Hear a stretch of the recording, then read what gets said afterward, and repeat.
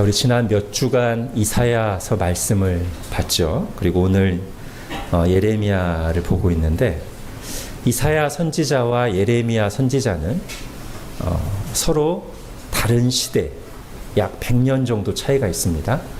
서로 다른 시대에 살았지만 이 두 선지자는 자신들을 통해 선포된 하나님의 말씀이 성취돼 같은 시대를 바라보고 있었습니다. 그러니까 이사야, 그 이사야보다 한 100년 뒤쯤 사람 예레미야. 100년 긴 시간이죠, 그죠? 우리 앞에 100년 일제강점기인데 우리 전혀 짐작할 수도 없습니다. 이 100년을 사이에 두고 있는 선지자가 같은 시대, 장차 자신들을 통해 선포된 말씀, 예수 그리스도를 통해서 이루어질 그것을 바라보면서 예언했습니다. 사실은 이 두 사람만이 아니라 하나님께서는 예수 그리스도를 통해서 장차 이루실 구원과 심판과 하나님의 나라에 대해서 여러 선지자들을 부르셔서 말씀하셨어요. 그런데 어느 특정한 시대에 특별한 한 선지자에게 모든 말씀을 다 주신 게 아니라, 이런 식으로 생각하는 게 이제 이단적인 사고방식입니다. 이단들은 역사의식이 없어요. 그러니까 다 앞에 거 다 무시하고 그냥 지금 자기들의 교주한테 다 줬다고. 이건 이단적인 방식이고요. 하나님은 그렇게 하지 않으시고 모든 역사 속에서 이때는 이 선지자를, 이때는 이 선지자를 계속 부르셔서 이 선지자에게 요만큼, 이 선지자에게 이만큼, 이 선지자 이만큼. 그런데 이 모든 이 조각들이 한 점을 향하도록, 예수 그리스도를 향하도록, 그리고 이 조각들을 다 맞추면 한치의 오차도 없이 예수 그리스도와 하나님 나라라는 그림이, 성취가 완전하게 이루어지도록 그렇게 말씀을 주시고 예언하게 하셨습니다. 그렇게 하심으로써 하나님이 하시는 이 심판과 구원과 하나님 나라의 일은 우연히 즉흥적으로 된 것이 아니라 영원 전에 하나님에 의해서 계획된 것이고 하나님의 뜻에 따라 역사 속에서 진행되는 일이라는 것을 분명하게 보여주시는 것이고, 또한 하나님은 시간과 공간을 초월하여 계시며 말씀으로 우리를 찾아오시는 분이시되 반드시 그 시간과 공간 속으로, 역사 속으로 말씀을 가지고 들어오셔서 우리의 실제 역사 속에서 그 말씀을 선포하기도 하시고 성취하기도 하시는 분이시다 라는 것을 분명히 우리에게 보여주시는 것입니다. 자, 우리 지난주에 봤던 이사야 60장 말씀에서는 바로 그 예수 그리스도께서 오실 때 장차 하나님의 백성들에게 이루어질 영광의 한 부분을 말씀하셨는데, 지난주에 하나님이 말씀하신, 예언하신 그 영광의 핵심이 뭐였습니까? 때가 되면, 즉 예수님께서 오시면, 그리스도께서 오시면 이제 모든 민족들이 교회 안으로 들어오게 될 것이다. 그게 이제 이사야 60장에 나오는 장차 올 영광의 핵심이었는데요. 여러분, 이 말씀을 선포할 때, 즉 이사야 선지자 당시에 북이스라엘은 이미 망했고요. 아수르에 의해서. 이사야 선지자가 살고 활동하던 남유다도 아주 미약했습니다. 그리고 얼마 뒤에 바벨론에게 망할 운명이었고요. 뿐만 아니라 이 예언대로 예수님이 오셨을 당시에는 교회는 한치 앞을 내다볼 수 없는, 그 존재조차, 존립조차 불확실한 상황이었어요. 교회가 시작하자마자 유대인들의 집중 포화가 있었죠. 교회를 말살하려. 그 이후에는 유대인들로부터 바통을 이어받은 당대 최고의 강대국 로마 제국이 무려 거의 300년에 가까운 시간 동안 황제들이 앞장서서 교회를 씨를 말리려고 박해를 계속했습니다. 비유컨대 오랜 시간 동안 지속된 슈퍼 태풍과 허리케인이 몰아치는 광야에 지금 너무나 미약한 촛불 하나가 서 있는 것. 근데 이렇게 불가능해 보이는 현실과 여러 악조건 속에서도 이사야 60장에 주신 선지자를 통해서 선포하게 하신 그 말씀은 그대로 성취되었습니다. 촛불은 꺼지지 않았을 뿐만 아니라 그 슈퍼 태풍과 허리케인이 몰아치는, 끝없이 몰아치는 광야의 그 촛불 하나가 때가 지나면서 5대양 6대주로 퍼져나갔고, 그래서 지금 우리도 그 복음의 말씀을 받고 예수 그리스도를 믿는 하나님의 백성으로서 여기 있습니다. 그야말로 모든 민족이 교회 안에 들어올 것이라는 그 말씀이 지금까지 거의 성취되었고 현재도 성취 중에 있으며 반드시 완성될 것입니다.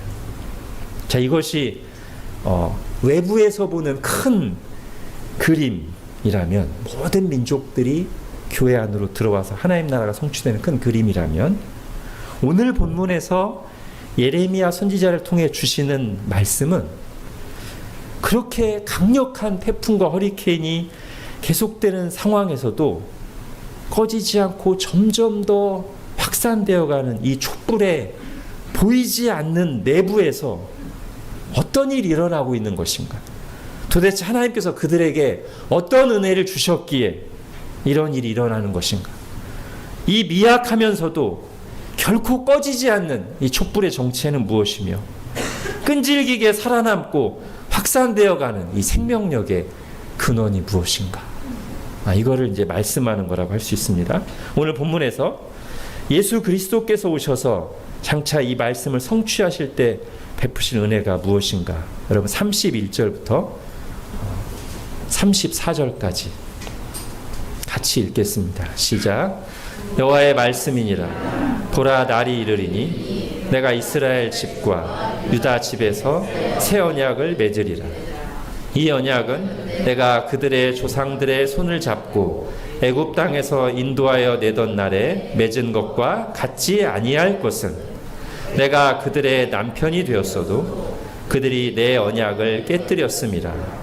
여호와의 말씀이니라.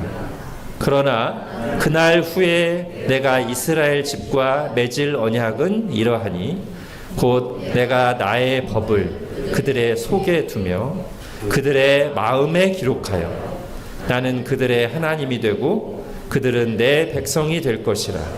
여호와의 말씀이니라. 그들이 다시는 각기 이웃과 형제를 가르쳐 이르기를 너는 여호와를 알라 하지 아니하리니, 이는 작은 자로부터 큰 자까지 다 나를 알기 때문이라.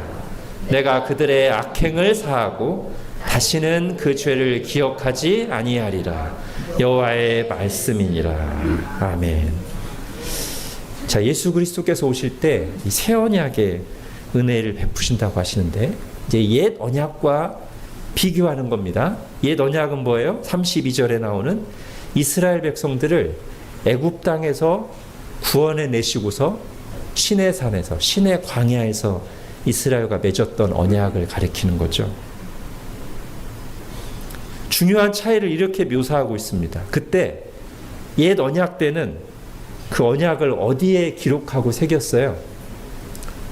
돌판에다가, 그죠? 십계명 돌판에 이렇게 언약을 새겼단 말이에요. 근데 새 언약은 뭐라고 말씀하시죠? 33절에 나의 법을 그들의 속에 두며 그들의 마음에 기록할 것이다 라고 말씀하십니다. 그러니까 옛 언약은 밖에 기록되어 있어요. 그리고 밖에서부터 내게 그것을 지키라고 요구하는 거예요.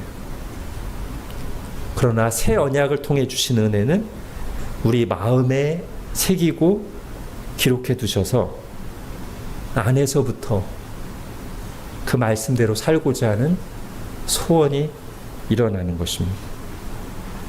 그래서 옛 언약은 끊임없이 밖에서부터 이것을 요구했어야 되고, 밖에서부터 아무리 많은 것을 공급하고 보여주어도 결국 이 언약은 돌이 언젠가는 깨지듯이 그 언약이 깨트려졌어요. 그러나 새 언약은 하나님께서 마음에 기록하시고 마음에 새겨두셨기 때문에 밖에서 꺼트릴 수가 없습니다. 깨지지 않습니다. 그리고 오늘 36절부터 40절까지 보면 자세한 해석은 하지 않겠습니다. 이런 내용입니다. 하나님도 이 언약을 결코 깨뜨리지 않을 것이다.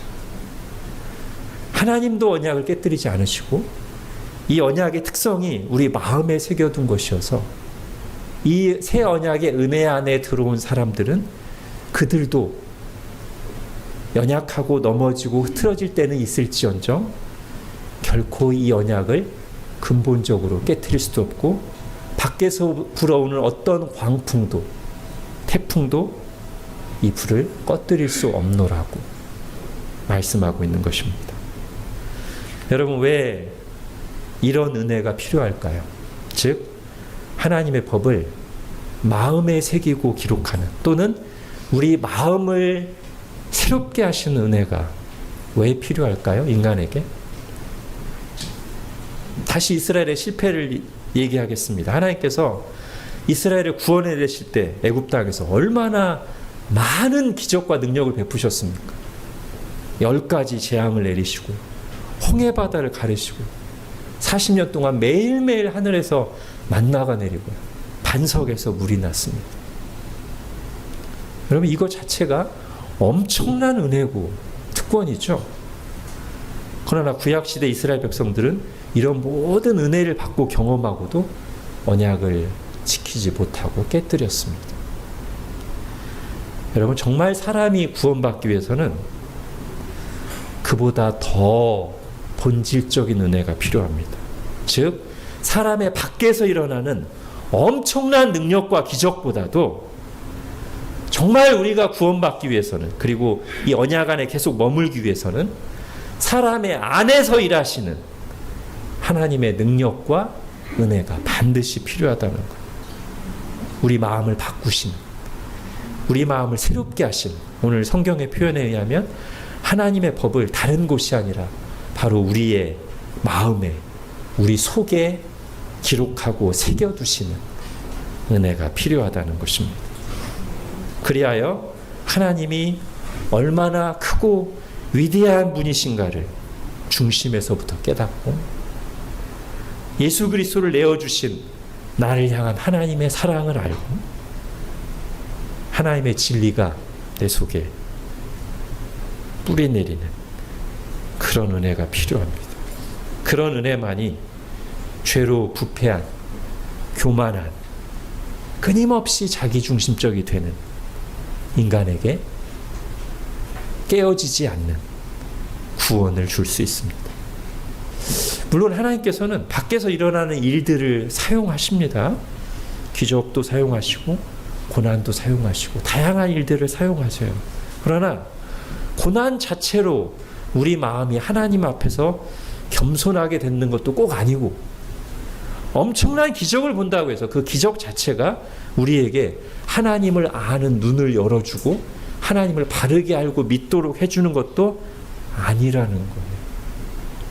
오히려 고난 중에 더 마음이 고집스러워지고 강팍해지고 또 계속되는 고난 속에 피폐해지거나, 또는 기적을 보고도 하나님을 믿기는커녕 오히려 헛된 미신과 두려움에 사로잡히는 경우도 있죠.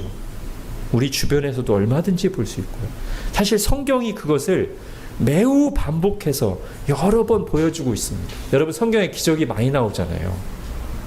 그래서 어떤 분들은 와, 이런 기적이 하나라도 내게 일어난다면 믿을 텐데 라고 말하는 분도 있습니다. 그러나 성경이 이런 많은 기적들을 기록하고 우리에게 보여주면서 우리에게 알려주는 중요한 사실 가운데 하나는 사람이 기적을 본다고 믿는 게 아니라는 것을 성경이 보여줍니다. 왜냐하면 성경 속에 하나님이 또는 예수님이 베푸신 수많은 놀라운 기적들이 나오는데 성경 자체가 뭘 보여주냐면 그런 기적들을 보고 하나님을 참되게 알고 믿은 사람보다 그렇지 않은 사람들, 끝내 믿지 않은 사람들이 훨씬 많이 나온다는 거예요. 여러분, 어떻게 생각하십니까? 내가 만약에 그 시대에 그런 기적들을 보았다면 난 잘 믿었을 텐데 이렇게 생각되십니까? 그렇게 장담할 수 있으십니까? 성경은 아니라는 거예요. 그래서 주님께서는 죽었던 사람이 살아나는 기적을 본다면 우리 가족이 믿을 텐데 라고 말하는 사람들에게 이렇게 말씀하십니다. 여러분 핸드아웃에 누가복음 16장 같이 읽겠습니다. 시작. 이르되 모세와 선지자들에게 듣지 아니하면 비록 죽은 자 가운데서 살아나는 자가 있을지라도 권함을 받지 아니하리라 하였다 하시니라. 여기서 모세와 선지자들은 구약 성경을 가리키는 표현입니다. 구약 성경 말씀을 듣고 깨달아져서 믿는 것이 아니라면 그 어떤 기적, 심지어 죽은 자가 살아나는 기적을 눈앞에서 보고 자 이거 보고 믿어라 라고 말해도 믿지 않을 것이다. 주님이 말씀하셨어요. 이게 사실이고요. 이게 인간입니다. 그래서 인간의 상태, 자신의 상태를 제대로 아는 사람의 기도는 어떤 것이어야 되냐면 하나님 제게 이런 것들을 주시고 상황을 이렇게만 바꿔주신다면 제가 잘 믿겠습니다. 가 아니라 하나님 저를 바꿔주십시오. 저를 고쳐주십시오. 제 마음을 새롭게 해주십시오. 가 되어야 된다는 거예요. 가난과 질병과 압제와 여러 어려운 환경으로부터의 구원도 필요합니다. 인간에게 그런 구원이 필요합니다. 그러나 인간에게 진정으로 더 필요한 구원은 자신의 죄로부터, 자신도 어쩔 수 없는 그 죄악된 상태로부터, 그리고 그 죄의 결과인 죽음과 심판으로부터의 구원이라고 성경이 말합니다. 아까 말한 가난과 질병과 압제와 환경으로부터의 구원은 부분적으로 사람도 할 수 있어요. 그죠? 그리고 해야 되고요. 하나님의 사랑의 마음을 가지고 해야 되고요. 그러나 죄로부터 사람을 구원하는 일은 오직 하나님만 하실 수 있습니다. 한 중풍병자가 예수님 앞에 나왔어요. 친구들이 막 들것에다가 떼매고 나왔습니다. 그래서 사람들의 막 시선도 다 무시하고 설교하는 중에 막 지붕을 뜯고 중풍병자를 달아내렸어요. 예수님은 그들에게서 뭘 보셨냐면 이런 무례한 지구. 그게 아니라 얼마나 절박하면, 그리고 얼마나 나 예수를 신뢰하면, 믿으면 이렇게 하는가를 보시고 그들의 믿음을 보시고 뭘 하셨어요? 자, 구원을 베푸시는데 순서가 분명합니다. 이 사람은 병을 낫기 위해서 왔어요.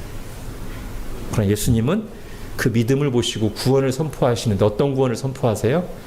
작은 자여, 네 죄가 용서받았느니라. 죄로부터의 용서를 선언하십니다. 물론 그때 옆에 있던 신학을 하는 바리새인들이 속으로 예수님을 판단합니다. 아니, 이런 참나만 지고 하나님 외에 누가 능히 죄를 용서한단 말인가? 신학적으로 옳은 말입니다. 저도 아까 말씀드렸죠. 하나님만 죄를 용서할 수 있습니다. 다만 이들의 문제는 뭐냐면 교만해서 예수님이 선포하시는 말씀과 수많은 능력들을 보고도 믿지 않는 것, 예수님을 받아들이지 않는 것이 이들의 문제였고, 이들이 한 말은 사실입니다. 하나님 외에 누가 능히 죄를 용서하리요. 예수님은 하나님의 아들 또는 그 자신이 성육신하신 하나님이시기 때문에 죄의 용서를 선언하실 수 있었습니다. 그리고 예수님이 보실 때 어떤 병자든, 어떤 가난 속에 있든, 어떤 압제 속에 있든, 어떤 어려운 환경 속에 있든 간에 그에게 필요한 가장 중요하고 급한 구원은 그것들보다 죄로부터의 구원이라는 것을 지금 분명히 선언하신 거예요. 그래서 먼저 죄에서 구원을 선언하시고 그 뒤에 중풍병을 고쳐주십니다.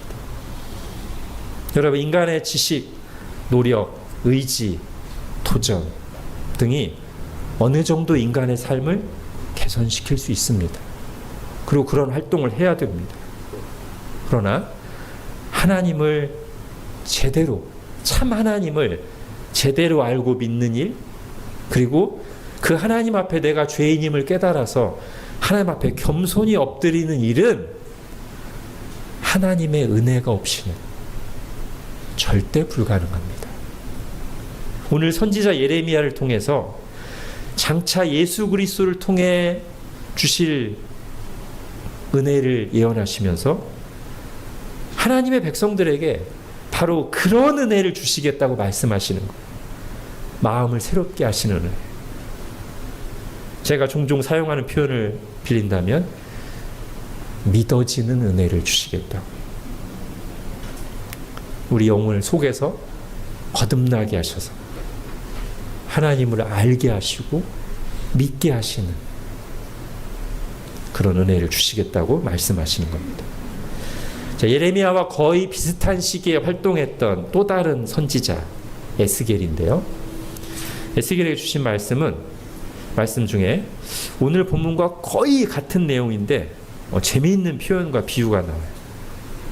여러분 핸드아웃에 에스겔 11장 같이 읽겠습니다. 시작. 내가 그들에게 한 마음을 주고 그 속에 새 영을 주며 그 몸에서 돌 같은 마음을 제거하고 살처럼 부드러운 마음을 주어 내 율법을 따르며 내 규례를 지켜 행하게 하리니 그들은 내 백성이 되고 나는 그들의 하나님이 되리라. 아멘. 자, 이 말씀과 오늘 본문 33절을 같이 보시면 이제 중요한 것들 몇 가지를 발견할 수 있는데요.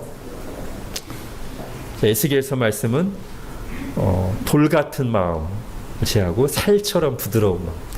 옛날에는 돌 같은 마음을 제하고 고기 같은 마음, 그렇게 표현도 했었습니다. 자, 우선 이 두 말씀, 오늘 예레미야 31장 33절과 지금 읽은 에스겔서 말씀에 공통적인 표현이 하나 나옵니다. 근데 이게 언약의 핵심 내용이거든요.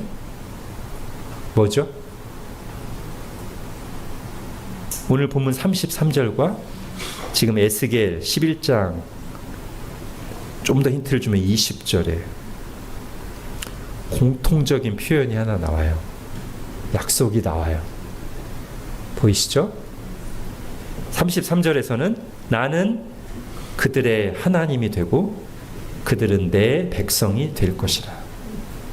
에스겔 11장 20절 뒷부분에서는 순서만 바꿔서 그들은 내 백성이 되고 나는 그들의 하나님이 되리라. 이게 성경에 나오는 모든 언약의 핵심 내용입니다.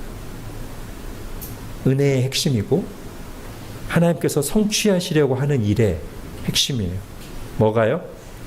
하나님께서 우리에게 베푸시는 은혜로 말미암아 하나님이 우리의 하나님이 되시고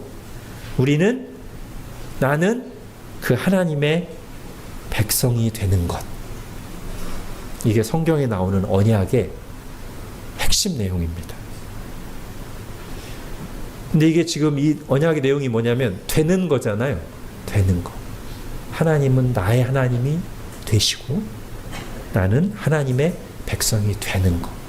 또 다르게 말하면 관계잖아요. 그죠? 하나님이 나의 하나님이라는 관계, 나는 그분의 백성이라는 관계. 이게 핵심이라고요? 자, 그러면 이제 질문을 몇 가지 이어서 드리겠습니다. 자, 이렇게 하나님과 그분의 다스림을 받는 하나님의 백성들로 구성된 나라가 어떤 나라예요? 하나님 나라죠. 그죠? 그럼 지금 하나님 나라에서 가장 중요한 핵심이 뭡니까? 이 언약에 의하면 하나님과의 관계라는 거예요. 하나님 나라가 무엇인가 할 때 거기서 제일 핵심이 되는 내용이 뭐냐면 관계예요. 하나님이 나의 하나님이 되시고 나는 그분의 백성이 되는 것. 자, 에덴 동산에서 바로 이 언약의 관계, 이 사랑의 관계, 이 하나님과의 관계가 깨어지는데 뭐 때문에 깨지죠? 죄 때문에 깨져요. 그죠? 그리고 죄의 결과가 바로 선포되고 적용되는데 뭡니까? 죄의 결과는 죽음이에요. 하나님과의 단절이고요.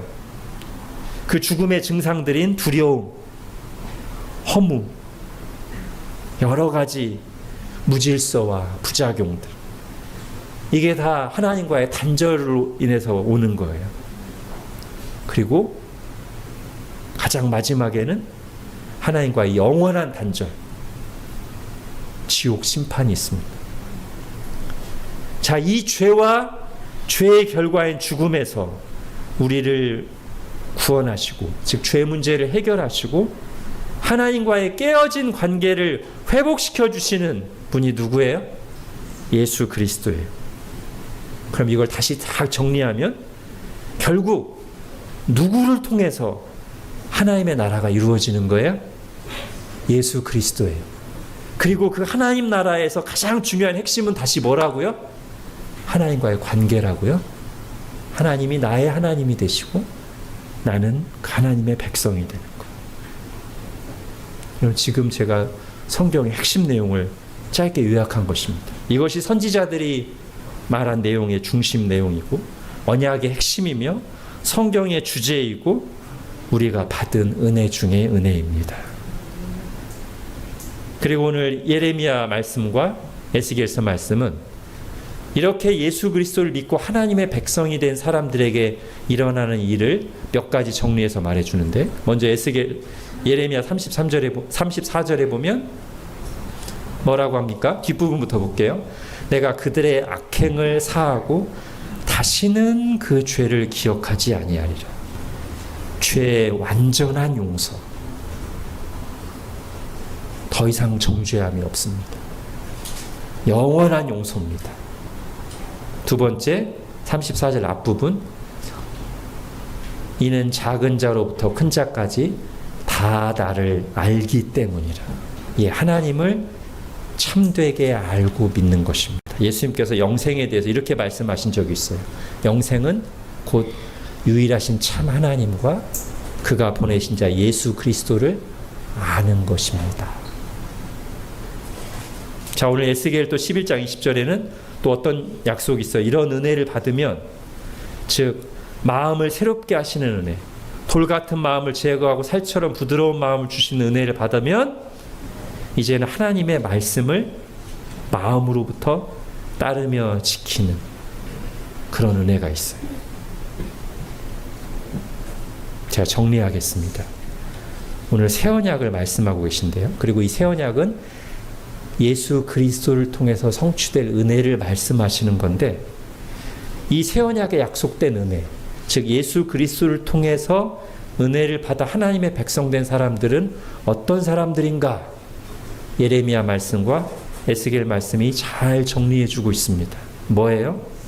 하나님의 은혜로 마음이 새롭게 돼요. 죄를 용서받고 하나님을 참되게 알고 마음으로부터 하나님의 법, 하나님의 말씀을 따르는 사람들입니다. 자, 이 부분에서 우리에게 살짝 고민이 있습니다만 제가 이렇게 말씀드리겠습니다. 우리가 이 은혜를 받아서 완전하게 하나님의 말씀을 늘 지킨다는 뜻이 아닙니다. 그것은 우리가 경험적으로도 알고 성경에서도 그렇게 말하고 있습니다.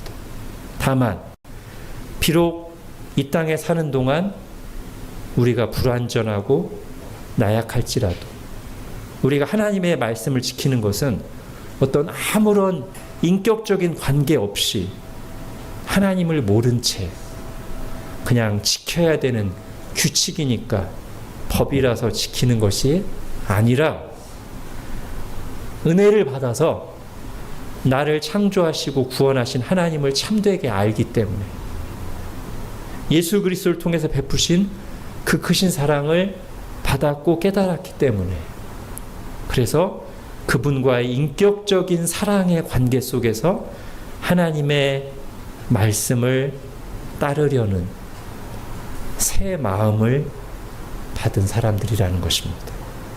그렇게 마음을 새롭게 하시는 은혜를 받은 사람들이 이 새 언약 안에 있는 사람들, 예수 그리스도를 믿고 은혜 받은 사람들이라는 거예요. 오늘 말씀은 이렇게 우리에게 임한 은혜가 오래전 선지자를 통해서 이미 하나님께서 계획하시고 선포하신 것이라는 것을 보여주는 것입니다. 우리가 그런 은혜를 입었고요. 오늘 세례받는 사람들, 입교하는 사람들도 바로 이런 은혜를 받은 사람들입니다. 그리고 유아 세례를 받는 아이의 부모는 우리 아이에게 다른 무엇보다도 바로 이런 은혜가 반드시 필요하다고 마음을 새롭게 하시고 거듭나게 하셔서 때가 되면 믿어지게 하시는 그런 은혜가 필요하다고 고백하며 하나님을 의지하는 것입니다. 오늘 나눈 진리를 정리해서 잘 표현하고 있는 우리 하이델베르크 요리문답 1문답을 함께 읽고 마치겠습니다. 제가 문을 읽을게요. 답을 같이 오늘 말씀을 생각하면서 우리에게 임한 은혜를 생각하면서 천천히 고백하겠습니다. 살아서나 죽어서나 당신의 유일한 위로는 무엇입니까? 살아서나 죽어서나 나는 나의 것이 아니요 몸도 영혼도 나의 신실한 구주 예수 그리스도의 것입니다.